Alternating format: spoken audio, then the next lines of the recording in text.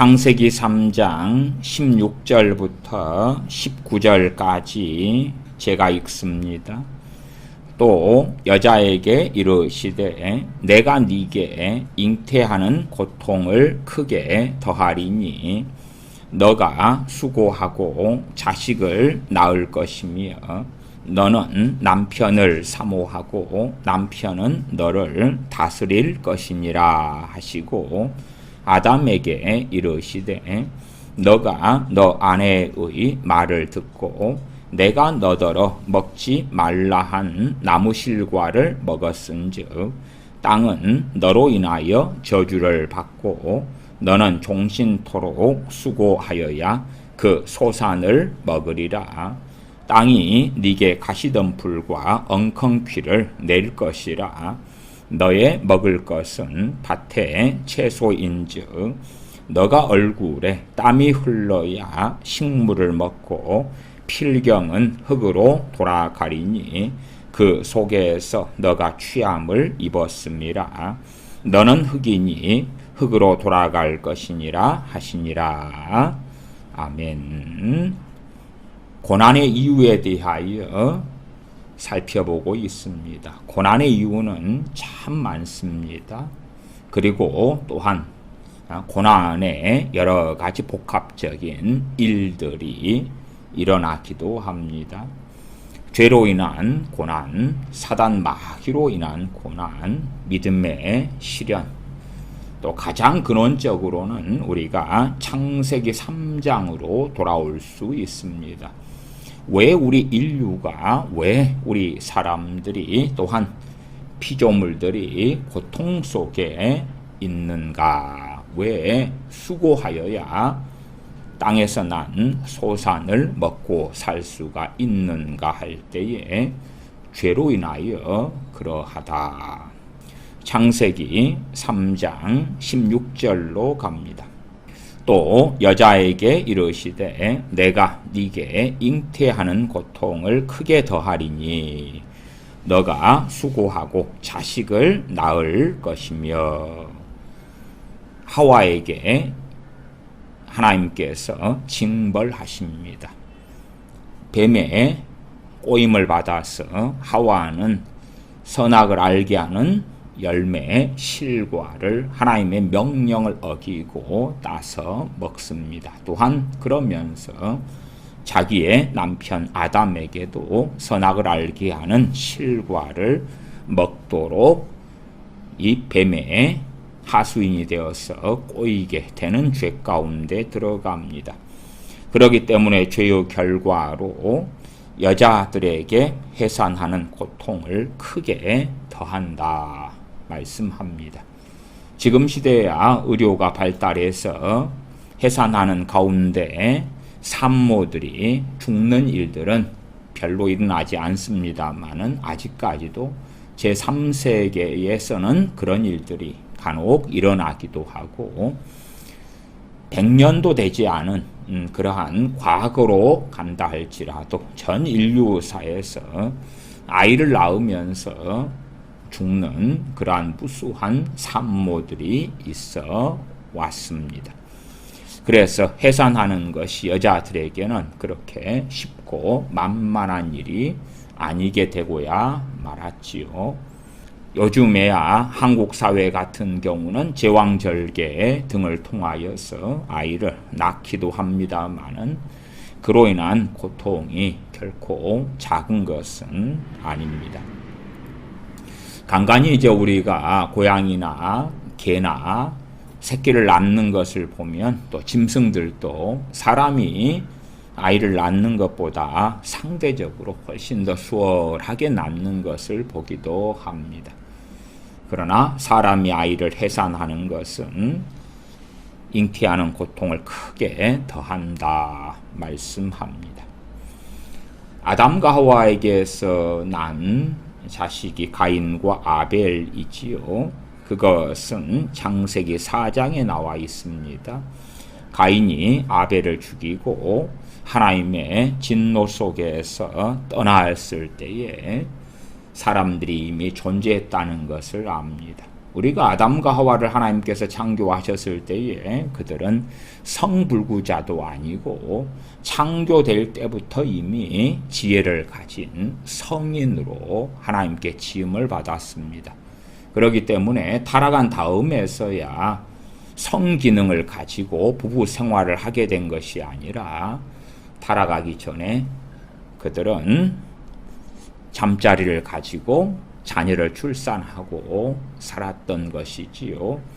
그래서 하나님께서 그들에게도 생육하고 번성하라고 그렇게 명하신 것이지요.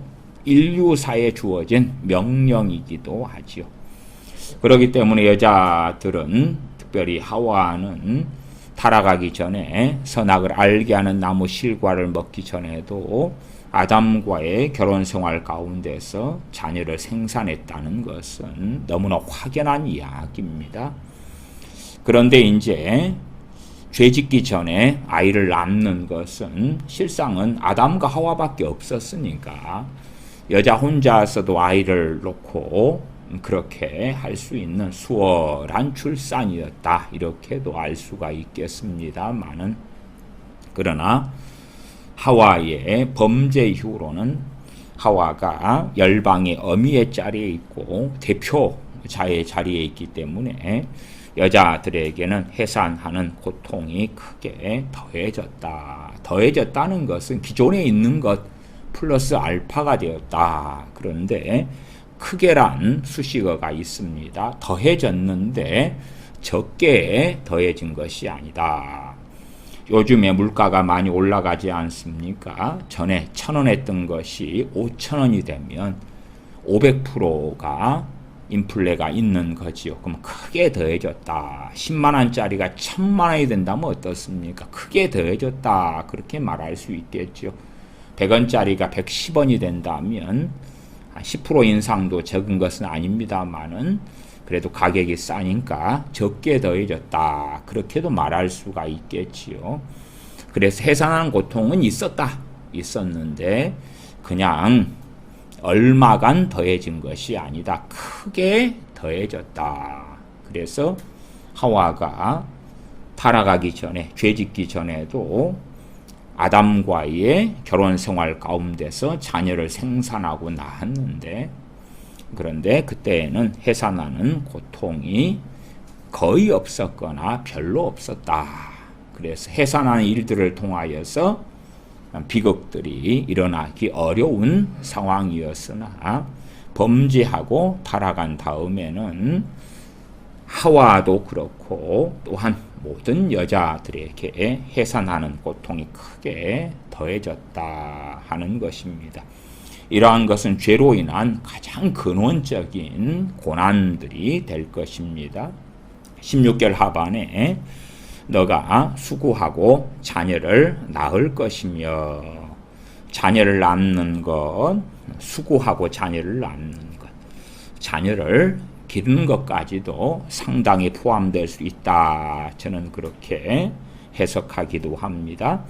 너는 남편을 사모하고 남편은 너를 다스릴 것이니라. 하와가 먼저 선악을 알게 하는 실과를 먹은 그 죄로 인한 하나님의 징벌은 무엇인가 할 때에 해산하는 수고, 고통을 크게 더하시는 것만이 아니라 남자 여자가 평등한가 할 때에 그렇지 아니하게 하셨다 하는 것입니다. 부부간의 관계로 할 때에 남편을 아내의 머리로 두셨다. 그것이 하나님께서 범죄한 하와에게 주시는, 또한 여자들에게 주시는 그러한 선언이었다.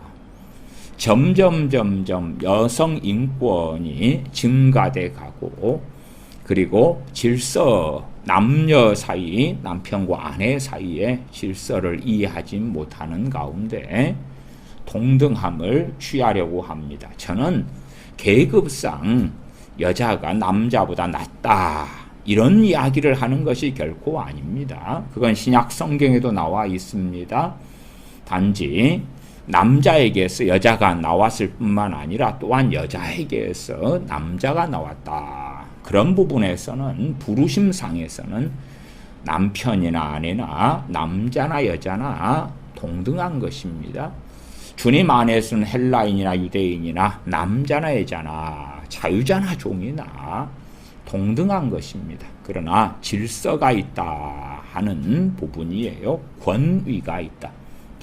우리가 회사에서 사장님이 있고 또한 평사원이 있다 그럴 때에 어찌 존재상으로 회사 사장님이기 때문에 더 평사원보다 존재적으로 높다 할 수 있겠습니까? 그러나 위치상, 질서상, 때로는 회사에서의 직급상 회사 사장님은 그렇게 명할 수 있는 위치이고 평사원은 지시를 받아서 임무를 또한 주어진 역할을 수행하는 것이 맞지요. 하는 역할이 다르다 그 말이에요.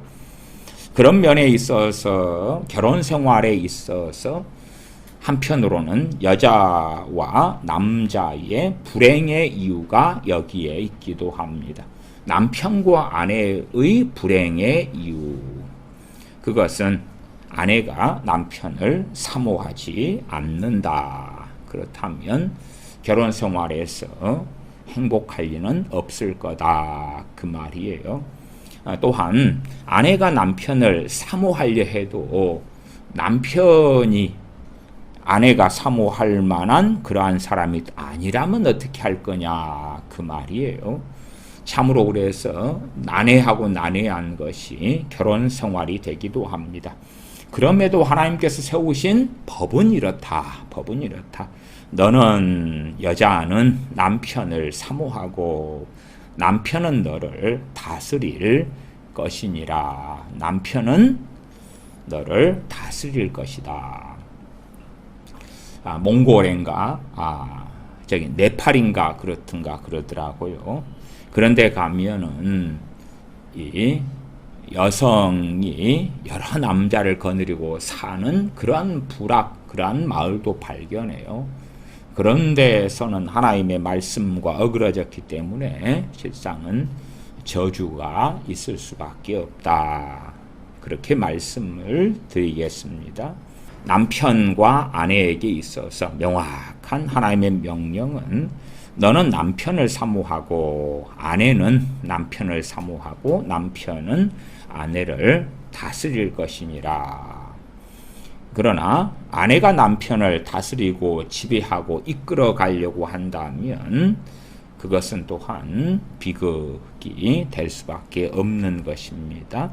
가장 개괄적으로 그냥 말씀만 살펴보는 것이지 실제 삶의 다양한 사례와 적용들에 대해서까지는 말씀드리기 어렵습니다. 17절로 갑니다. 아담에게 이르시되 너가 너 아내의 말을 듣고 내가 너더러 먹지 말라 한 나무 실과를 먹었은즉 땅은 너로 인하여 저주를 받고 아담의 범죄의 결과로 어떤 일이 생겼느냐 17절 하반에 땅은 너로 인하여 저주를 받고 땅이 저주를 받았다. 너는 종신토록 수고하여야 그 소산을 먹으리라. 가장 기본적인 고난이다 이렇게 말한다면 수고하여야 그 소산을 먹는 것, 또한 땅이 저주를 받았다 하는 것입니다. 18절로 가면 땅이 네게 가시덤불과 엉겅퀴를 낼 것이라. 땅이 너에게 가시덤불과 엉겅퀴를 낼 것이라. 너의 먹을 것은 밭의 채소인즉 너가 얼굴에 땀이 흘러야 식물을 먹고 필경은 흙으로 돌아가리니 너가 얼굴에 땀이 흘러야 식물을 먹을 것이다. 고난을 어떻게 이해하느냐 해석하느냐는 각자가 다 다를 것입니다. 이제 성경의 의미에서의 고난, 또한 일상적으로 사람들이 사용하는 의미의 고난, 또 사람들마다 고난의 기준과 생각은 다 다르겠지요. 말하자면 손 하나 까딱하기 싫어하는 사람 입장에서는 그러한 자녀가 있다. 그 자녀에게 엄마가 슈퍼에 가서 콩나물이라도 사오라 이렇게 했다면 그것을 따르는 것조차도 고난으로 이해될 수도 있겠지요. 그러나 그러한 것은 성경에서 말씀하는 그러한 고난하고는 상관이 없지요.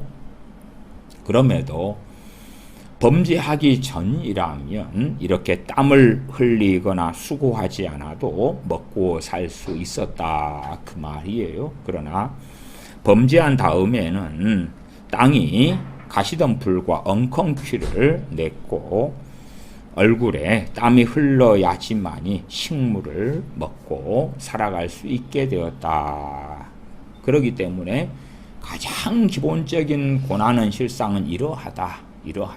그래서 어떤 사람들은 땀 흘리기 싫으니까 남이 땀 흘려 놓은 것을 도둑질하고 도적질하고 빼앗기 위하여 살인하는 일도 있고 역사적으로 전쟁도 많이 그러했지요.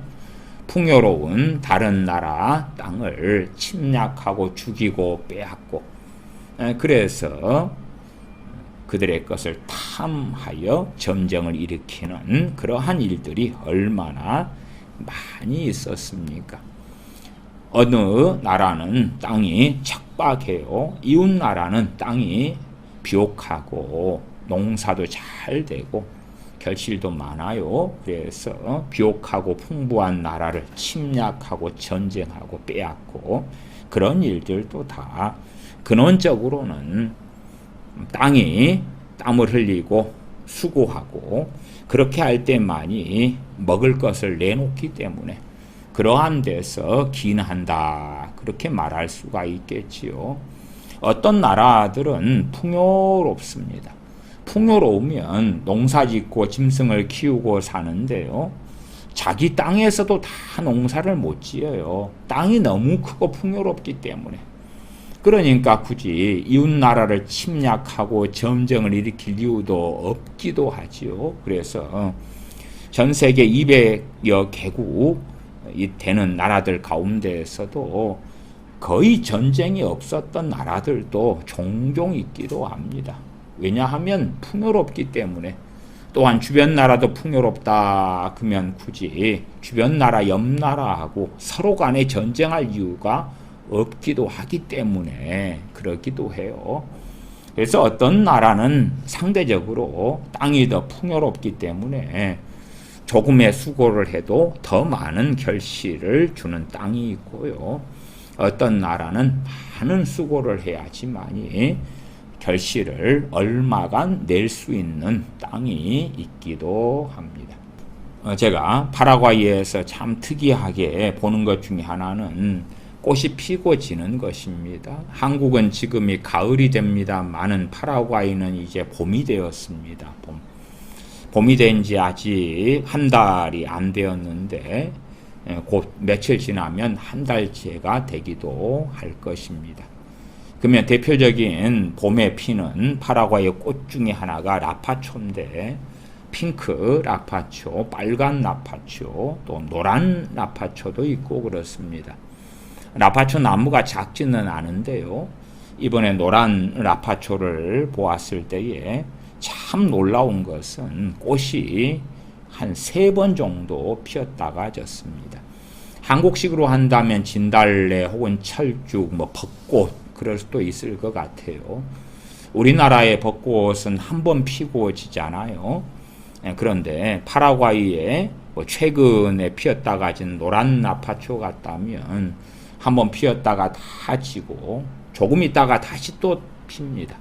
그 다음에 지고요. 또 얼마 후에 다시 핍니다. 그래서 제가 이번에 노란 라파초를 살펴봤을 때에 전반적으로 3번을 피는 것 같더라고요. 물론 4번 필 수도 있고 5번 필 수도 있을 것 같습니다만은 나무마다 좀 다르긴 한데 전반적으로는 3번이나 그렇게 하더라고요. 왜 그러냐 그러면 땅이 비옥하기 때문에 그렇습니다. 땅이 비옥하고 풍요롭기 때문에. 그래서 콩농사 같은 경우도 파라과이 같은 경우는 어느 곳들은 사모작 이렇게 하기도 하고 그렇습니다. 1년에 그러하기도 해요. 그래서 땅마다 또 우리가 이스라엘 팔레스틴도 보시면 맨 처음 출애굽한 다음에 여호수아 때에 하나님께서 이끌어 들이신 그 가나안 땅은 젖과 꿀이 흐르는 가나안 땅이었습니다. 그리고 그 젖과 꿀이 흐르는 가나안 땅, 말하자면 너무 비옥하고 좋은 그 땅에서 이스라엘 백성들은 정착하여 살았습니다.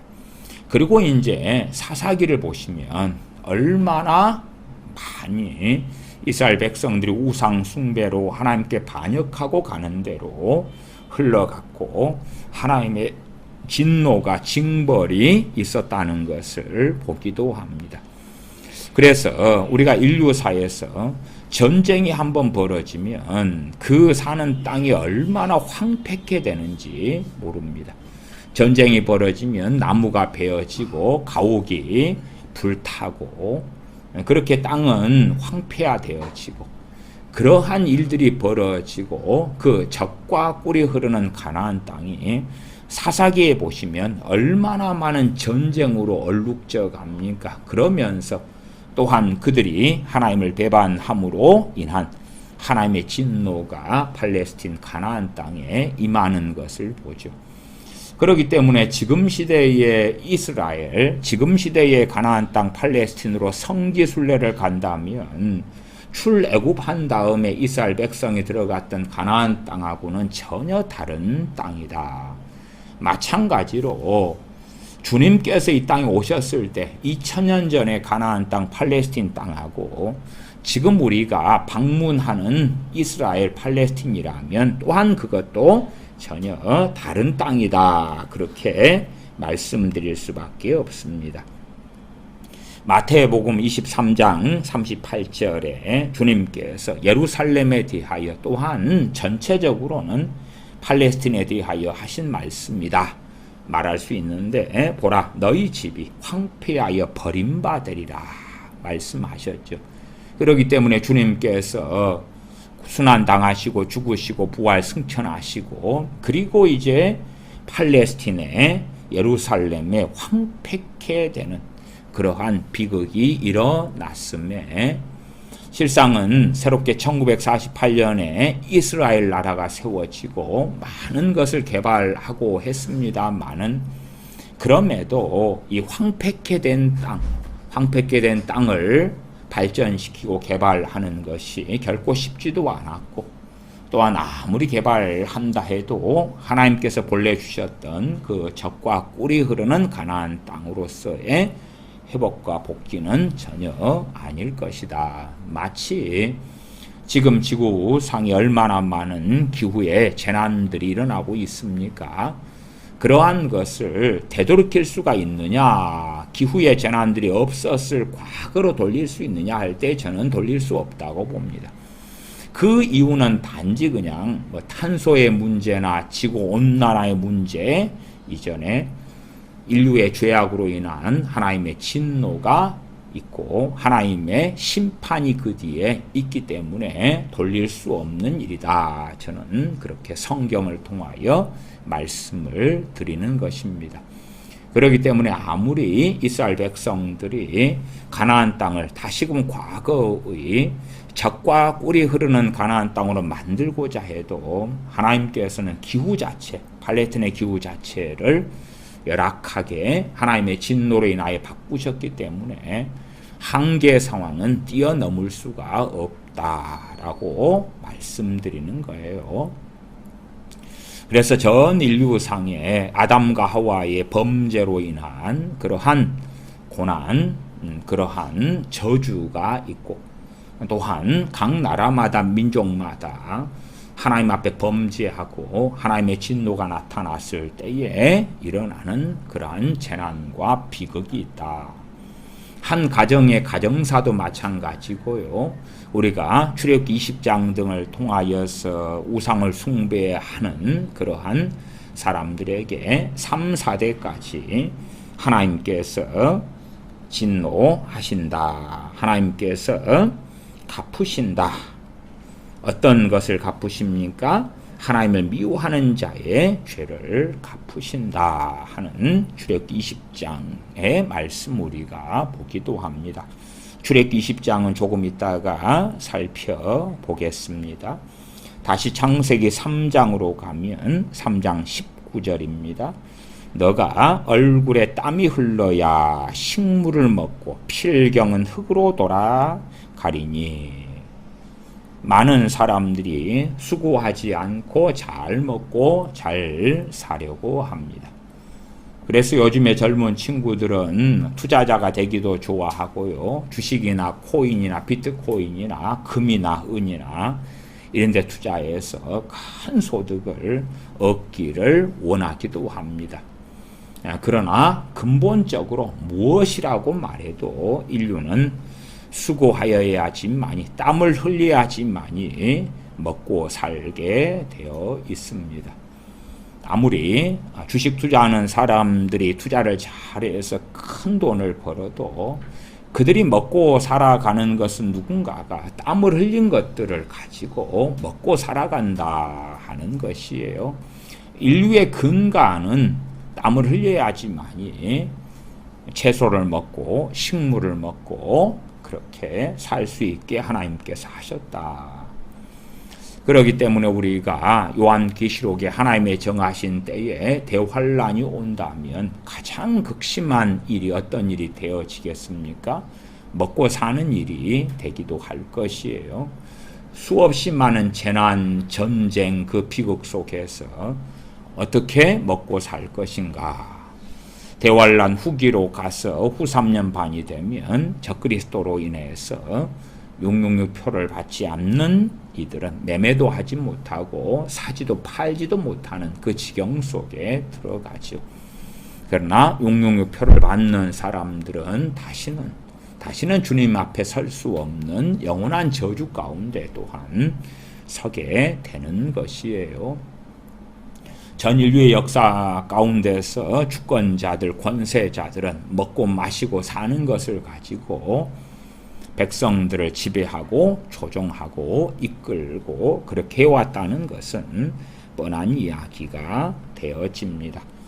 또한 죄로 인하여 어떤 일이 벌어졌느냐 할 때에 19절에 나온 대로 필경은 흙으로 돌아가리니 그 속에서 너가 취함을 입었습니다. 흙으로 돌아간다.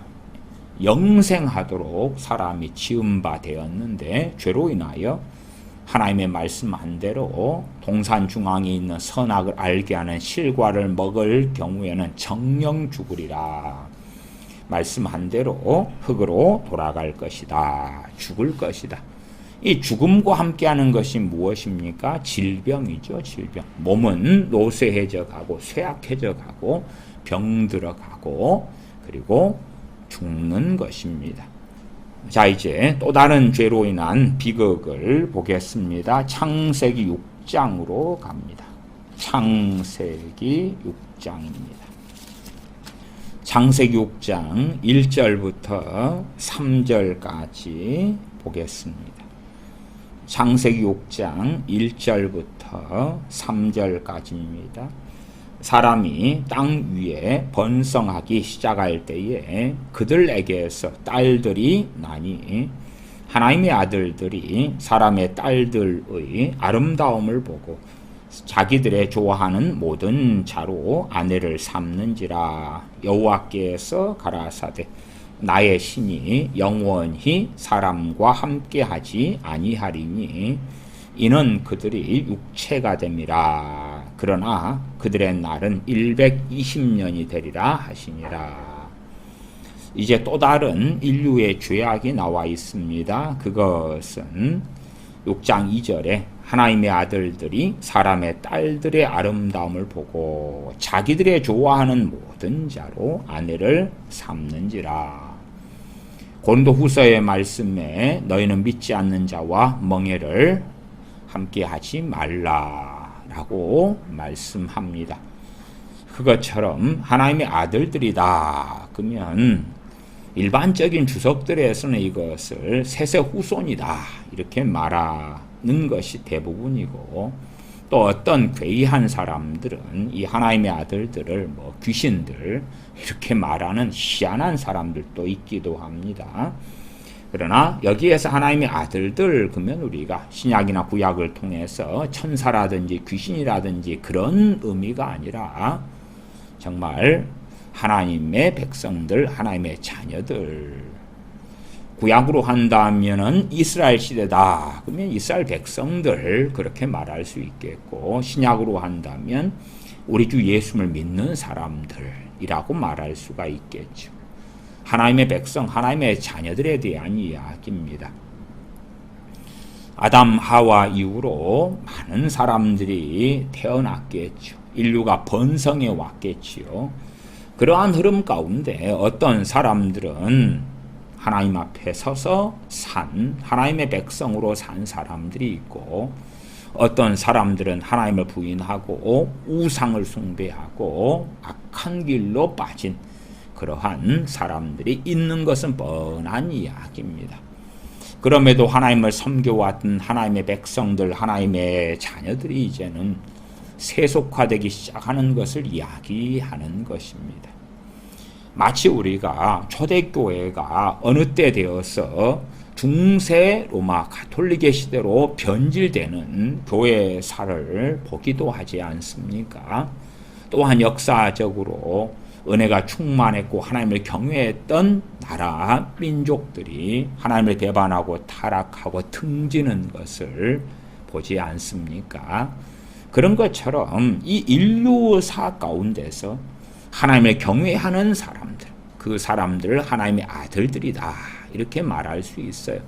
그러나 하나님을 경외하는 사람들이 사람의 딸들의 아름다움을 보고 저 사람들이 여자라면 여자들을 아내로 취할 때에 하나님을 경외하느냐, 외모의 문제가 아니라 외모 지상주의의 문제가 아니라 하나님을 경외하는 그러한 여자냐, 하나님을 섬기는 하나님의 말씀에 따라 살아가는 여자들이냐, 그것을 보고 아내를 취하는 게 아니라 세속화되어 있고 우상 숭배에 빠져 있고, 마치 솔로몬이 여자들을 취하는데 그 여자들이 너무 아리따고 아름답죠.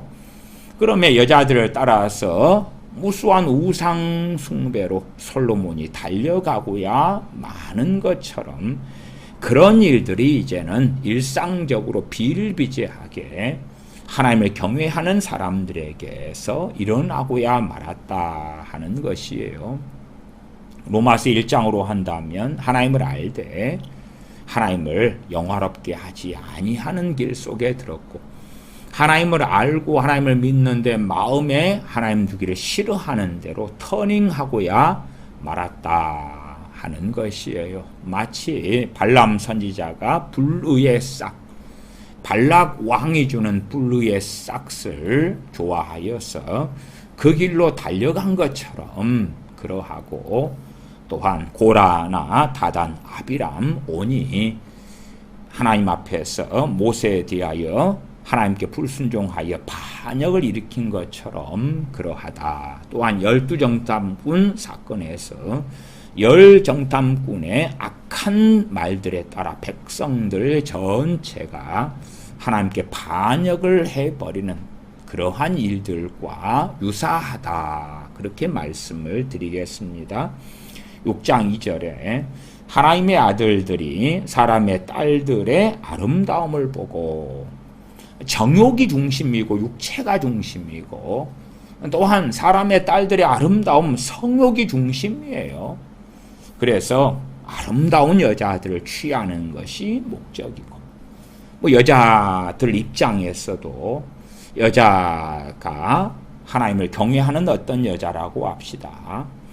그런데 남자를 선택할 때에 하나님을 경외하는 남자를 선택하는 게 아니고, 키 크고 잘생기고 능력 있고 직장이 좋고 직업이 좋고 돈 많고 그러한 남자를 선택하는 거예요. 그렇게 한 다음에 그것이 육각형 같은 조건을 갖추었어요. 신앙 그까이 것쯤이야 내가 설득해서 신앙생활 하게 하고 교회 예배당 출입하게 하고 세례받게 하고 내가 저 육각형의 남자를 위해서 기도하면 저 남자가 변화질 거야, 달라질 거야. 그러한 망상 속에서 하나님을 섬기는 여자들이 마찬가지로 자기의 좋아하는 자로 남편을 삼는 거예요. 그것처럼 하나님을 경외하는 하나님의 자녀들이 사람의 딸들 그러니까 세상 사람을 이야기해요. 그래서 하나님의 아들들과 사람의 딸들이 대조를 이루고 있는 거예요. 사람의 딸들 그러면 하나님과 상관없는 그러한 여자들을 이야기하는 것이에요. 근데 그 여자들이 아름다워. 외모 지상주의에 빠지면 어떤 여자가 너무 아름다우면 금방 사랑에 빠진다 그 말이에요. 그렇게 해서 저 아름다운 여자를 얻기 위하여 여러 가지 별 길 가운데 들어가 살게 되어지지요. 자기들의 좋아하는 모든 자로 아내를 삼는지라. 당시에는 일부 다처제였으니까요. 남자가 능력이 있고 특별히 하나님께서 하나님을 경외하는 이러한 남자들에게 복을 주셨다. 그렇게 한다면 훨씬 더 많은 여자들을 아내로 삼을 수가 있겠지요. 마치 솔로몬 왕이 그렇게 했던 것처럼 많은 여자들을 자신의 아내로 삼아서 그 아내들을 기뻐하는 그 길로 달려가면서 유감스럽게 하나님을 배반하고 하나님과 정반대편에 서게 되는 그러한 길에 들어서고야 말았다. 그러므로 하나님께서 그 죄에 대한 그러한 진노로 인하여 6장 3절이 나옵니다. 여호와께서 가라사대 나의 신이 영원히 사람과 함께하지 아니하리니. 그러면 이러한 6장 2절의 전반적인 인류사 속에 벌어진 일 전에는 나의 신 성령님께서 인류들에게 보편적으로 놀랍게 역사하셨다는 것을 우리가 알 수가 있습니다. 물론 이제 이 보편적인 성령의 역사하심은 거두어지고 사라집니다. 복 중에 복, 또한 표현하자면 축복 중에 축복, 성령님께서 인류사 가운데 놀랍게 역사하심, 그것들이 거두어집니다. 거두어진 다음에는 소수의 하나님의 사람들에게만 성령님께서 역사하시죠. 모세나 여호수아나 다윗이나 사사들이나 하나님의 사람들 소수에게만 성령님께서 임하시고 역사하시는 것이지요. 물론 우리가 사도행전 2장의 오순절의 성령님의 강림을 보고 알고 오순절 이후에 이제 성령님께서 이 땅에 임하시고 역사하시는 광범위한 역사하심 나타나긴 하지만 그럼에도 6장에서 창세기 6장에서 벌어졌던 비극 중의 비극, 복 중의 복이 거두어진 사건, 그 사건의 회복은 아니다. 그 말이 회복은 아니다. 인류사에 보편적으로 성령님께서 어떻게 놀랍게 역사하셨는지는 우리가 다 알 수 없습니다만은 그러하나 우리가 오순절 이후다 해서 소위 말하면 6장 3절 하반절에 그들이 육체가 됨이라. 그러나 그들의 날은 120년이 되리라 하시니라. 사람의 수명을 120년으로 제한을 하십니다. 120년으로 제한을 하셔요. 극단적인 예외는 존재할 것입니다. 우리가 창세기 6장 이후로도 노아도 그렇고 노아의 가족들도 그렇고 120년 이상을 살아갔다는 것을 우리는 알아요. 그러니까 예외는 존재한다. 그러지 120년이 아주 극단론은 아니다. 절대 그 누구라도 120살이 넘어서는 못 산다. 그건 아닙니다. 모세 선지자가 120살까지 살다가 죽었습니다만은 그것은 하나님께서 수명 120세를 제한해 놓으셨기 때문에 120살에 죽은 것이 아니라 하나님의 거룩하심을 드러내지 않았기 때문에 그때의 인생이 끝나고 하나님의 나라로 갈 수밖에 없었던 것이었다. 제가 기네스북을 이렇게 누가 몇 살까지 얼마나 오래 산 사람이 있느냐, 그리고 기네스북의 기록을 보면 1등이 122살, 122살까지 산 분이 있더라고요. 지금 현재는 가장 오래 살고 있는 분은 제가 찾아봤을 때는 117살 그렇게 사시는 분은 있는 것 같아요. 그분이 이제 기네스북 상에서는 아직 살아계실 입장에서는 7등인가 이렇게 되시는 분 같고요. 1등이었던 분은 122살. 그러나 노아 홍수 이후에도 노아 할아버지는 참 오래 사셨다는 것까지는 우리가 알죠. 그럼에도 보편적인 인류의 수명을 제한해 버리시는 거예요. 그 전에는 그래도 타락 이후에도 우리가 얼마나 많은 사람들이 얼마나 오래 살았는가 하는 것은 이 창세기 5장의 상당한 족보들을 보아도 알 수가 있잖아요. 5장 6절, 7절을 봐보면 셋은 105세에 에노스를 낳았고 에노스를 낳은 후 807년을 지내며 자녀를 낳았다.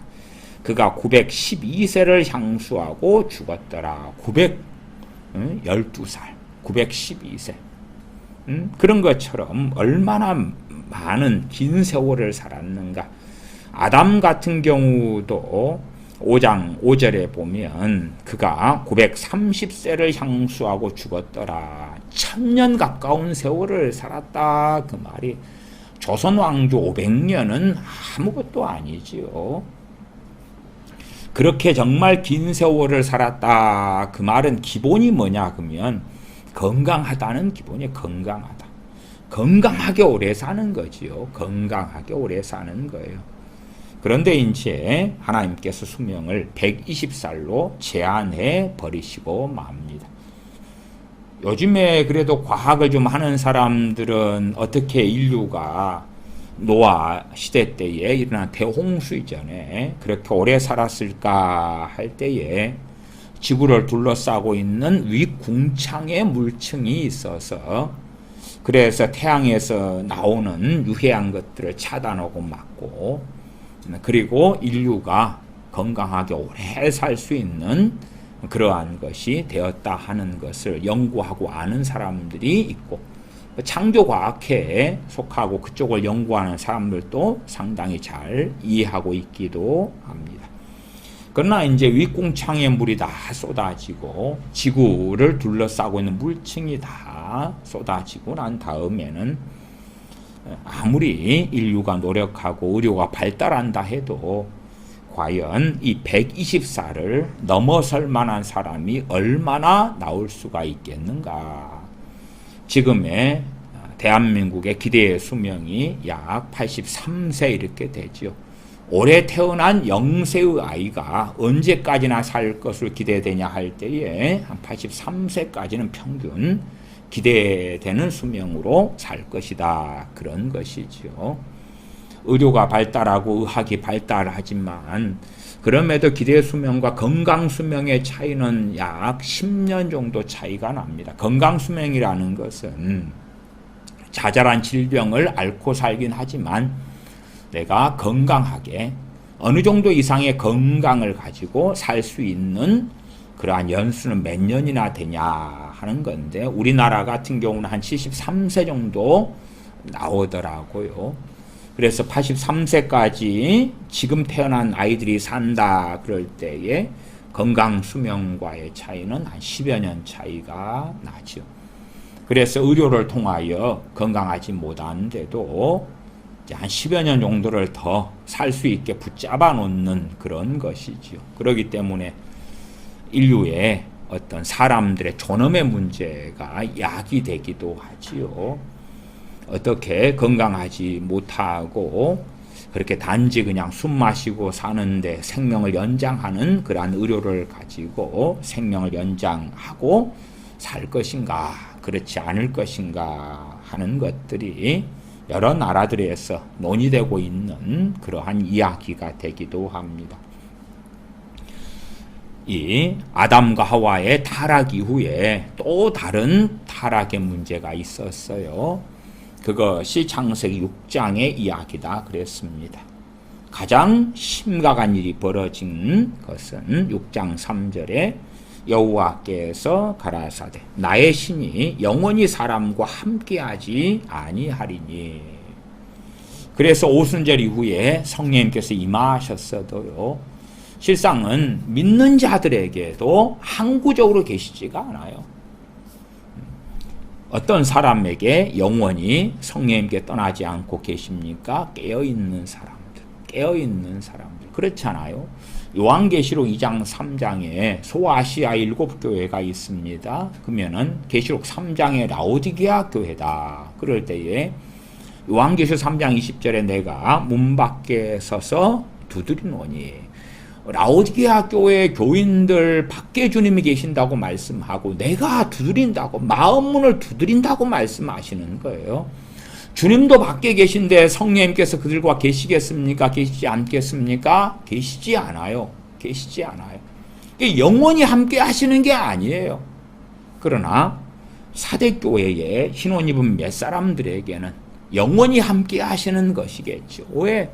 그들은 고난 가운데서도 주님을 등지지 않기 때문에, 주님을 배반하지 않기 때문에, 또한 서문학교의 교인들이나 빌라델피아 교인들에게도 영원히 함께 하시죠. 성령님께서요. 왜?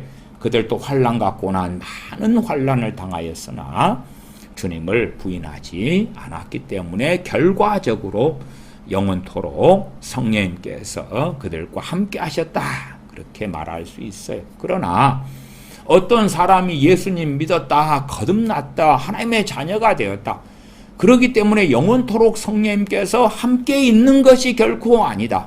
결코 아니다. 주님께서 가룟 유다를 제외한 11 사도들에게 내가 보혜사를 보내리니 보혜사께서 너희와 영원토록 함께 계실 것이다 말씀하셨어요. 그건 진리예요, 진리. 왜? 그 11 사도에게는 진실로 그랬어요. 그러나 그러한 성령님께서 영원토록 너희와 함께 계신다는 것을 보편적인 예수를 믿는 그 누구에게나로 설교하고 가리키면 안 되는 것이에요. 제가 과거에도 연세중앙교 윤석현 목사님이 영원토록 너희와 성령님께서 함께 계신다, 진리의 영 보혜사께서 함께 계신다, 그렇게 하는 설교 내용에서 전혀 그렇지 않다고 제가 반론 설교도 한 적이 있어요. 그렇게 성경을 해석하면 안 된다고. 그렇다면 사대교회 교인들, 흰옷 입은 사람들 말고 살았다는 이름을 가졌으나 죽은 자들, 그들의 대부분은 저는 그렇게 이해합니다. 회개치 않았다고. 그 가운데서 영원한 지옥으로 떨어졌노라고. 그러면 지옥으로 떨어져도 성령님께서 함께 계시겠습니까? 말이 되는 소리가 아니지요. 그것처럼 라오디게아 교회 교인들이 열심을 내지 않고 회개치 않았다 그럴 때에 성령님께서 유감스럽게 심판받아 지옥에 떨어진 라오디게아 교인들에게 함께 하시겠습니까? 그럴 리가 없지요. 마태복음 7장에 주여 주여 하는 자마다 다 하나님 나라에 들어올 것이 아니고 다만 하늘에 계신 내 아버지의 뜻대로 행하는 자라야 들어오리라. 주님께서 그렇게 말씀하셨는데 단지 주님의 이름으로 선지자 노릇하고 많은 권능을 행하고 귀신을 쫓아냈다 해서 그래서 심판받아 지옥에 떨어지고 주님께서 내가 너희를 도무지 알지 못하노라 선고하시는 그 자들이 지옥 가운데 고통받을 때에 성령님께서 함께 계시겠는가는 그렇지 아니하다. 그렇기 때문에 창세기 6장 3절에 성령님께서 인류 가운데서 놀랍게 함께 하시는 이것은 얼마나 놀랍고 큰 복이었는가를 말씀을 드리는 것입니다. 이러한 복은 오순절 이후에도 임한 것은 전혀 아닙니다. 오순절 이후에 부분적인 성취, 부분적으로 성령님께서 임하신 다음에 진실로 주님을 사랑하고 주님을 기뻐하고 주님과 동행하고 그러한 사람들이 창세기 6장에 이 하나님을 배반하는 하나님의 아들들, 하나님을 경외하는 사람들, 하나님을 배반하고 등져버리고야 많은 하나님의 백성이었던 자들, 그들이 하나님을 등지기 전에 누렸던 그 놀라운 성령님의 임하심과 역사하심을 동일하게 맛볼 수는 있었을 것이다. 그러나 이 보편적 인류사 가운데 성령님께서 어떻게 놀랍게 역사하셨는지는 몰라요. 모르지만 우리가 비유하자면 그렇게 말씀을 드릴 수가 있겠습니다. 우리나라 대한민국 같은 경우도 거의 1980년대까지는 부흥의 때였다. 부흥이 이제 점점병 부흥의 불길이 꺼져갔지만 그래도 1980년대 말까지는 얼마간 부흥의 불씨와 잔불은 남아 있었다. 그렇게 저는 이해합니다. 1970년대, 1960년대, 1950년 6.25 전쟁 이후에 부산에서 우리 주 예수님을 믿는 사람들이 모여서 신사참배 등에 하나님을 배반하는 것들을 회개하고 죄악을 회개하고 엎드리고 그러면서 하나님의 긍휼이 대한민국 땅에 일어났더랬습니다. 그리고 1960년대 같은 경우 얼마나 많은 전도 집회가 있었는지 모릅니다. 또한 하나님을 섬기며 복음을 증거하며 고난당하기를 많은 사람들이 성령님의 역사 가운데서 그 고난당하는 길을 걸어갔고 그리고 하나님의 놀라우신 은혜가 대한민국 땅에 나타나서 남한 땅에 나타나서 부흥의 불결들이 일어났습니다. 지금 시대보다 물론 1960년대, 70년대의 크리스천들의 숫자는 적었으나 그러나 큰 은혜를 주셔서 성령 충만 받는 사람들이 많았고 상대적인 이야기예요. 회개가 터지고 거듭나고 변화되고 달라지는 사람들이 많았습니다.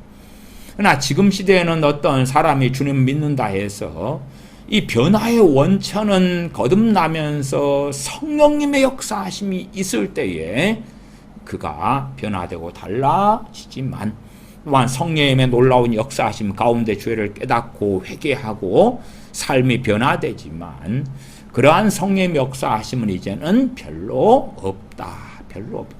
아주 약하고 그래서 주님 믿어도 극적인 변화하는 사람들을 찾기는 어려운 시대가 되고야 말았어요. 제가 1979년도 정도부터 기도원 생활을 했습니다. 그래서 기도원 산상 집회에 참 많이 어릴 때부터 참여했고 구경하기도 했습니다. 그러면 당시의 사람들은 기도하려고 하나님께 엎드리면 철야 기도가 몇 시간씩 기도하는 그러한 하나님의 은혜가 참 많았고 그 많은 은혜들이 부어졌었습니다. 그러나 지금은 아름다운 프로그램이 아니면 사람들이 잘 모이지도 않고 또한 기도하려고 엎드려도 그 풍성한 기도의 은혜, 예배 가운데 주시는 풍성한 은혜는 별로 찾을 길이 없다 그 말이에요. 그러면 제가 이렇게 70년대, 80년대, 60년대 하고 지금 시대를 비교하는 그 이상의 격차와 차이가요. 지금 우리 시대에 주님 믿는 것과 이 창세기 6장에 하나님의 백성, 하나님의 자녀들이 사람의 딸들의 아름다움을 보고 자기들의 좋아하는 모든 자로 아내를 삼는 것이 하나님을 기쁘시게 하는 길, 하나님을 사랑하는 길. 그래서 가정을 꾸릴 때에 하나님을 더 경외하기 위하여, 하나님을 더 섬기기 위하여 또한 자녀들을 낳아서 하나님의 자녀로 양육하는 것.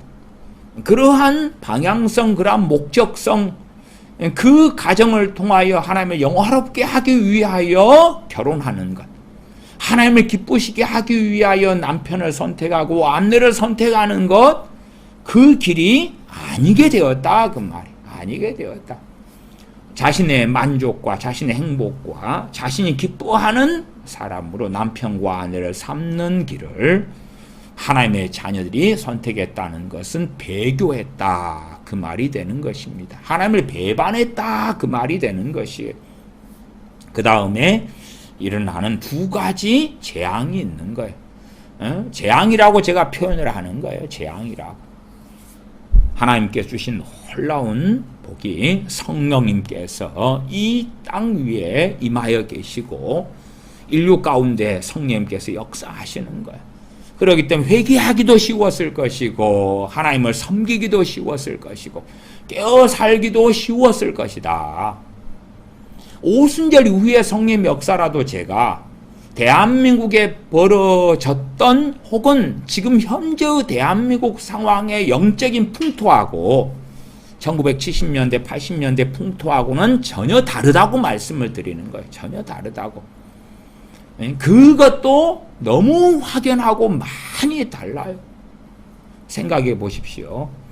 제가 기도원에 이렇게 오래 지내고 또 오래 왕래했을 때에 기도원이 산중에 있어요. 산속 깊은 곳에 있고 과거에는 자동차 자가용도 거의 없었고 버스를 타고 종점에 와서 산속으로 걸어와야 돼요.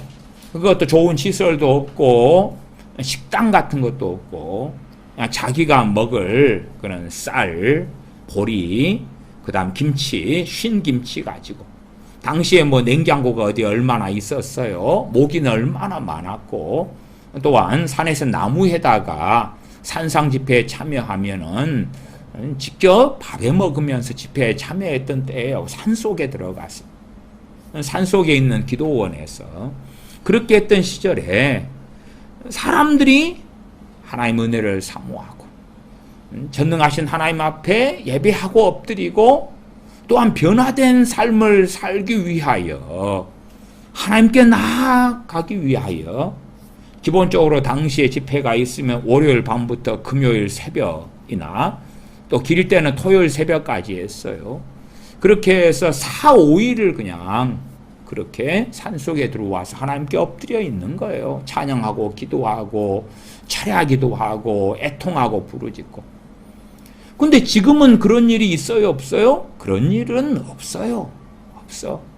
신용은 할지 몰라도 하나님의 은혜가 그렇게 부어지지는 않는 거예요.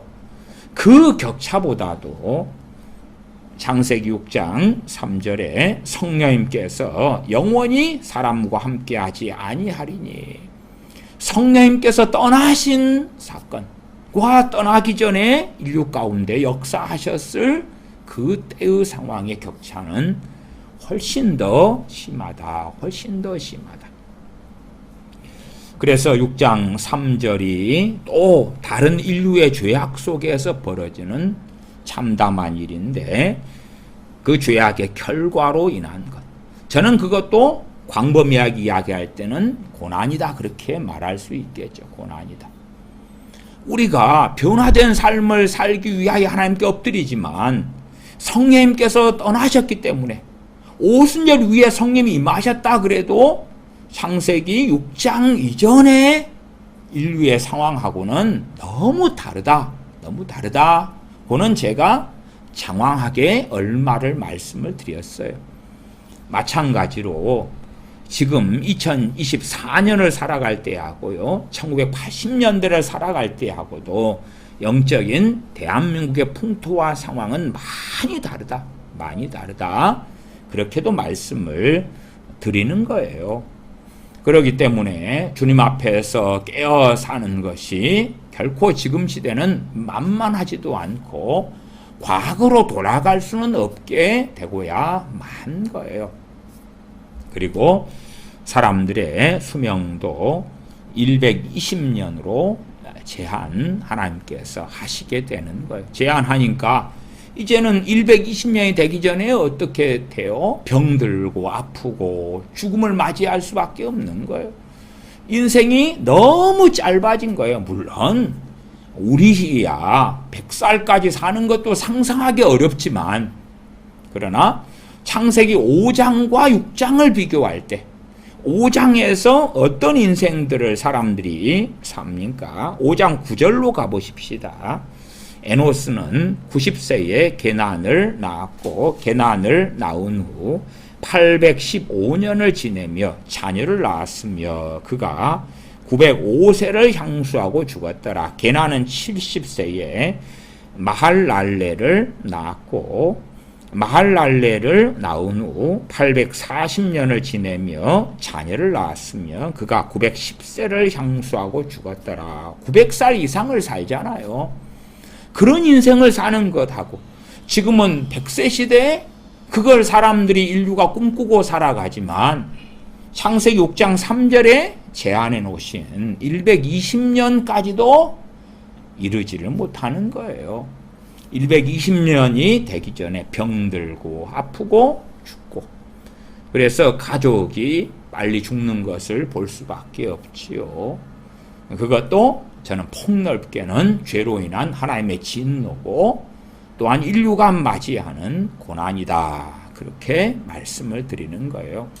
창세기 3장과 창세기 6장 두 가지, 아담과 하와의 범죄 또한 창세기 6장 때의 우리 조상들이죠. 우리 조상들, 인류의 범죄, 우리의 조상들의 전반적인 우리 조상들 가운데 하나님을 섬겼던 이들의 하나님에 대한 배반, 하나님에 대한 배반. 왜요? 자기가 좋아하는 사람으로 남편과 아내를 삼으려고, 남자 입장으로 한다면 자기가 좋아하는 여자들의 아름다움을 보고 그 아름다운 여자들을 취하려고 하나님을 등지는 그 길을 걸어갔던 것. 하나님을 경외했던 여자들로 이야기한다면 자기가 좋아하는 남자들, 자기가 좋아하는 남자들, 못생겼는데 키도 작은데 볼품도 없고 능력도 없는데 하나님을 경외하는 남자가 있다. 그러나 키도 크고 잘생겼고 돈도 잘 벌고 직장도 좋아, 그냥 세상의 남자요, 매력이 있어, 그 남자하고 결혼하는 걸 선택하는 그 길로 걸어갔던 것이지요. 그것 때문에 하나님의 진노가 인류에 나타났다. 그 다음에 시간이 좀 더 흘러서 6장 5절로 갑니다. 6장 5절, 여호와께서 사람의 죄악이 세상에 관영함과, 당연하게 이제 성령님께서 떠나시니 죄에 대해서 더 고삐 풀린 망아지가 되고야 말았지요. 그래서 사람들의 죄악이 세상에 관영함과 그 마음의 생각의 모든 계획이 항상 악할 뿐임을 보시고 땅 위에 사람 지으셨음을 한탄하사 마음에 근심하시고 가라사대 나의 창조한 사람을 내가 지면에서 쓸어버리되 사람으로부터 육축과 기는 것과 공중의 새까지 그리하리니 이는 내가 그것을 지었음을 한탄함이니라 하시니라. 그러나 노아는 여호와께 은혜를 입었더라. 언제 이제는 인류의 마지막 고난이 닥쳐옵니까? 그것은 인류사의 인생사에서 겪는 고난하고는 급이 틀린 것이지요. 그걸 대환란이라고 그럽니다. 창세기 6장 그때 하나님께서 인류에 대하여 심판을 선언하셨고 그 다음에 대홍수를 통하여 인류를 8명을 제하고는 멸망시키셨습니다. 주님께서는 마태복음 24장 등의 대환란이 하나님의 정하신 때에 닥칠 거라고 말씀하셨고 언제 우리는 그것이 일어나고 성취될런지는 모릅니다. 그러한 대환란은 어떤 사람들이 겪는다 하는 그러한 고난들하고는 격이 틀린 고난이 되겠죠. 대환란도 어떨 때 닥쳐오겠습니까? 그것은 인류의 죄악이 관영할 때에 닥쳐온다. 디모데에게 사도 바울은 이야기합니다. 말세에 고통하는 때가 이르리니, 말세에 고통하는 때가 이를 것이다. 말세에 고통하는 때가 언제 올 것이냐? 그때 사람들의 특징이 그렇다. 돈을 사랑하고 자기를 사랑하고 그러한 여러 가지의 사람들의 특징에 대하여 이야기하죠. 그리고 그러한 특징들을 가지고 지금 현 인류를 살펴보노라면 정말로 딱 맞아떨어지는구나. 특별히 대한민국 사람들의 특징하고는 너무나 비슷하게 맞아떨어져요. 대한민국 주변의 나라가 일본이나 중국 그렇지 않아요? 그러면은 이 세계 가치조사기관에서 각 나라들의 가치관 가운데서 부모들에게 질문을 했어요. 자녀들에게 어떤 것을 중요한 가치로 교육을 시키는가? 자녀들에게 어떤 것이 소중한가? 어떤 성품을 자녀들에게 가르치는가? 그럴 때에 이타심이라는 항목에서요. 대한민국의 부모들이 4%를 선택했고 그것은 전 세계 부모들 가운데 가장 낮은 선택이에요. 자녀들에게 가르칠 자질을 5개를 선택하라 했는데 대한민국 부모들만 이타심이 4%밖에 안 돼. 100명 중에 4명만 5개 항목 가운데서 이타심을 선택했어요. 그리고 일본 같은 경우는 33%가 이타심을 선택했고요. 5개의 자질, 자녀들에게 가르칠 자질로서요. 중국 같은 경우만 해도 한 30% 이렇게 선택을 했어요. 그러니까 자기를 사랑하는 이 자기 애 속에 이타심이다. 그 말은 사랑이죠. 사랑. 형제 사랑이고 이웃 사랑이고 원수 사랑이고 사랑인데 그것이 전혀 중요하지 않은 그런 것이 되었다.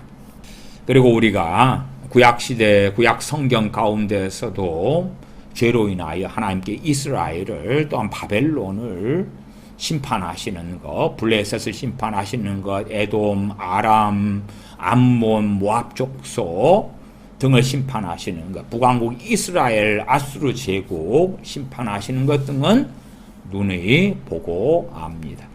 그러한 하나님의 진노와 심판도 폭넓게 말하면 고난이라고 말할 수 있죠. 고난.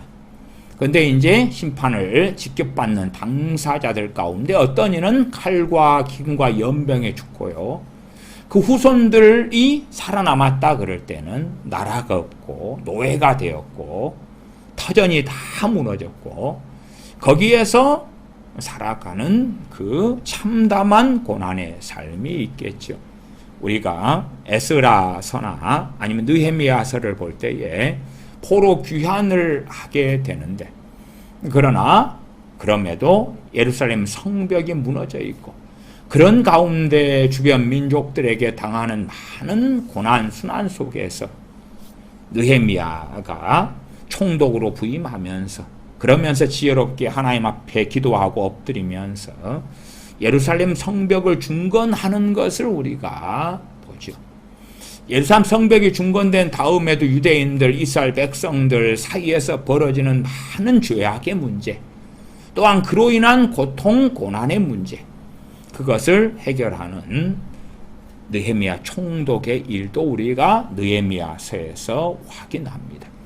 그렇기 때문에 제가 고난의 이유에 대하여 주제를 가지고 설교하고 성경을 살펴보고 있습니다만은 정말 단순하지가 않습니다. 그냥 죄 때문에 고난이 왔다 그렇게 따진다 해도 나중에 얼마간 살펴보겠습니다만은 잠언만 보아도 이러한 일이 되어졌을 때 이러한 일이 닥칠 것이다. 그러면 죄로 인한 고난, 죄로 인한 고난. 창기를 선택할 때에 이러한 일이 닥칠 것이다. 다투는 여인을 선택할 때 이러한 일이 닥칠 것이다. 게으르면 이렇게 될 것이다. 교만하면 이렇게 될 것이다. 등등의 얼마나 많은 일들이 있습니까? 그러니까 인생사 속에서 고난의 이유는 말로 할 수 없이 많습니다. 단순하게 죄 때문에 고난이 왔다 그렇게 표현하기도 어려울 정도로 무수히 많은 종류의 어려움이 있고 아니면 한편으로 믿지 않는 자와 멍에를 같이 매지 말라 그 말씀인데도 불구하고 내가 아이고 나이가 찼어, 홍기가 찼어, 그러니까 아무나 고르지, 내가 좋아하는 남자를 고르지, 그것도 죄지요. 불순종의 죄인데 한편으로는 잘못된 선택이기도 하고, 그로 인하여 당하는 고난도 있고, 또 내가 어떤 자영업을 해야 되는데 이제 시기가 지나갔어요. 이제는 쇠락하는 일만 있는 업종이 있다고 합시다. 나는 어리석어서 쇠퇴하고 쇠락하고 발전 가능성이 없는 업종을 선택해서 사업을 시작했어요. 그러면은 돈을 손해볼 것이고 어려움을 겪고 그러겠지요. 출애굽기 20장 말씀만 살펴보고 말씀을 마무리합니다. 출애굽기 20장입니다. 출애굽기 20장 3절부터 6절까지입니다. 출애굽기 20장 3절부터 6절까지 제가 읽습니다. 너는 나 외에는 다른 신들을 내게 있게 말지니라. 너를 위하여 새긴 우상을 만들지 말고 또 위로 하늘에 있는 것이나 아래로 땅에 있는 것이나 땅 아래에 물속에 있는 것에 아무 형상이든지 만들지 말며 그것들에게 절하지 말며 그것들을 섬기지 말라. 나 여호와 너의 하나님은 질투하는 하나님인즉 나를 미워하는 자의 죄를 갚되 아비로부터 아들에게로 3, 4대까지 이르게 하거니와 나를 사랑하고 내 계명을 지키는 자에게는 1000대까지 은혜를 베푸느니라. 하나님께서 이 십계명에서 하시는 말씀이 뭡니까? 나 여호와 너의 하나님은 질투하는 하나님인즉 나를 미워하는 자의 죄를 갚겠다. 제가 십계명, 1계명, 2계명을 함께 읽은 이유는 그렇습니다. 1계명은 20장 3절이지요. 너는 나 외에는 다른 신들을 네게 있게 말지니라. 1계명과 2계명은 함께 가기 때문에, 그래서 5절 하반이 나를 미워하는 자의 죄를 갚되가 단순하게 우상에게 절하는 것만을 포함하는 게 아니라 하나님을 미워한다는 것은 다른 신들이 있다 그 말이에요. 하나님을 섬긴다 하는데 다른 섬기는 것들이 있다. 또한 신약 성경은 탐심은 우상 숭배니라 말씀하죠. 탐심이 동기가 돼가지고 전반적으로 살아간다.